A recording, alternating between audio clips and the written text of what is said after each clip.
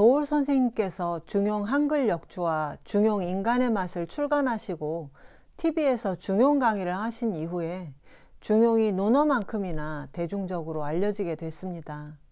그런데 아직도 중용하면 자사의 중용보다 아리스토텔레스의 중용을 떠올리시는 분들이 많으실 겁니다.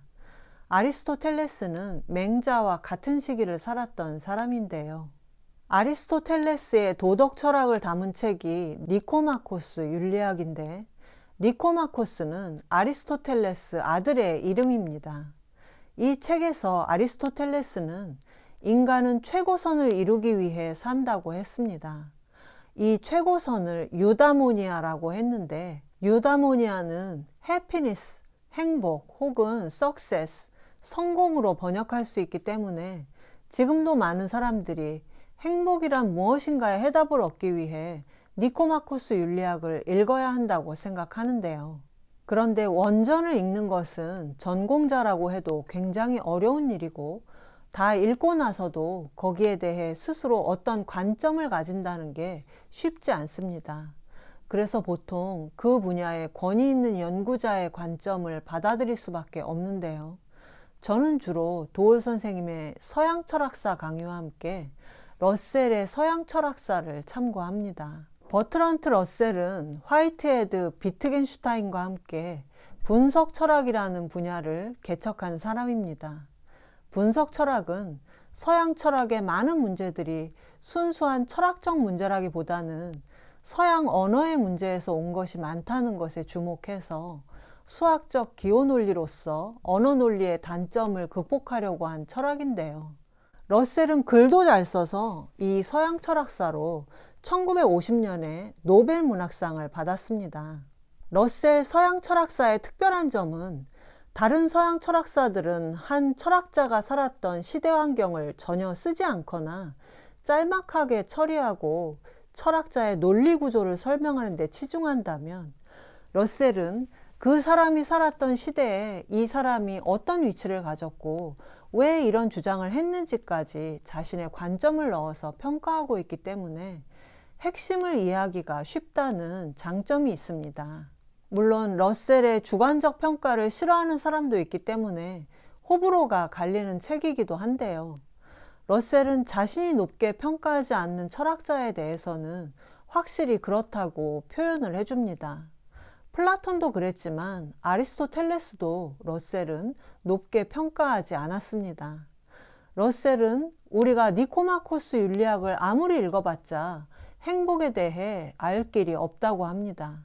아리스토텔레스의 윤리학은 귀족 출신의 부유한 중년층의 호감을 사기 위한 이론일 뿐, 그 외 젊은이나 소외된 사람들에 대한 관심은 들어있지 않기 때문이라고 합니다. 또 자비나 박애 이런 것이 없을 뿐 아니라 인간의 삶에 대한 이해가 부족하고 정서적 빈곤함마저 느껴진다고 했습니다. 한마디로 감동이 없다는 건데요. 우리가 논어만 읽어도 공자의 삶에서 감동을 느끼는데, 아리스토텔레스의 삶과 글에서는 그런 감동을 느낄 수가 없다는 겁니다. 우리가 서양 철학의 윤리학을 공부하려면 반드시 그 도입 부분에서 배워야 하는 것이 아리스토텔레스의 윤리학인데, 러셀은 니코마코스 윤리학이 그 명성에도 불구하고 고유하면서 중요한 가치가 없는 이론이다, 이렇게 한마디로 평가절하합니다. 왜 러셀이 이런 혹평을 했는지 니코마코스 윤리학에서 아리스토텔레스가 말한 중용의 내용을 한번 보겠습니다. 고대 그리스에서 중용은 소프로시네, 주로 절제의 덕을 의미했는데요. 영어로 번역하면 골든 민, 중도, 가운데 길을 말합니다. 아리스토텔레스는 중용에 대해 어떤 덕이든 양극단은 악덕에 속한다. 용기는 비겁과 만용의 중간에 있다. 후함은 방탕과 인색함의 중용이다. 적당한 긍지는 허영과 비굴의 중용이다.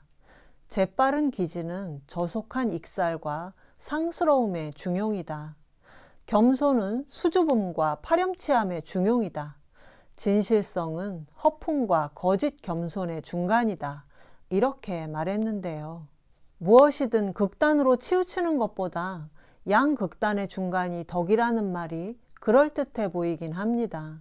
그런데 러셀은 예를 들어 진실성은 허풍과 거짓 겸손의 중간이다, 이 말이 어떤 사실의 진실성을 따질 때는 전혀 도움이 되지 않는다고 합니다. 예를 들어 어떤 시장이 퇴임식에서 나는 불공평과 공평 사이의 좁은 길을 힘들여 걸어왔습니다, 이렇게 말했다면 말은 번들을 하지만 뒤집어 보면 나는 그냥 적당히 해먹었습니다 라는 말에 불과하다는 겁니다. 이렇게 보면 아리스토텔레스가 말하는 중용이란 무조건 양극단을 배제하는 기계적 중립에 가까운 것 같은데요. 그렇다면 자사의 중용은 어떻게 다른지 다음 시간에 살펴보겠습니다.